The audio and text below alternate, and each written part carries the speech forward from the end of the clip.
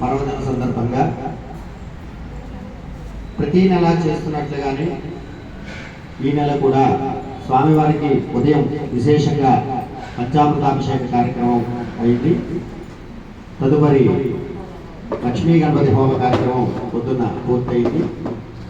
సాయంకాలం ప్రదోష కాల సమయంలో శ్రీ సిద్ధి బుద్ధి సమేత వరసిద్ధి వినాయక స్వామి వారి యొక్క దివ్య కళ్యాణ మహోత్సవాన్ని మనందరం కూడా తిలకిస్తూ ఉన్నాం.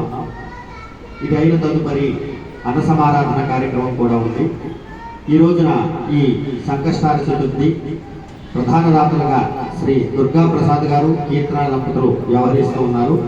వారికి వారి యొక్క కుటుంబ సభ్యులకి ఆ లక్ష్మీ గణపతి స్వామి వారి అనుగ్రహం పరిపూర్ణంగా కలిగి వారు ఆయురారోగ్య ఐశ్వర్యాలతో వర్ధిల్లాలని కోరుకుంటున్నాం.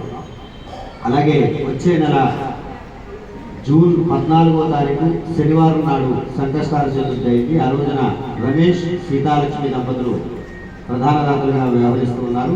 అలాగే జూలై నెల 14వ తారీఖు సోమవారం నాడు సంకష్టార చతుర్థి రోజున సాంబశివరావు గారు విజయలక్ష్మి దంపతులు ఉన్నారు. అలాగే ఆగస్టు నెల 12వ తారీఖున యోగానంద నిర్మల గారు, అలాగే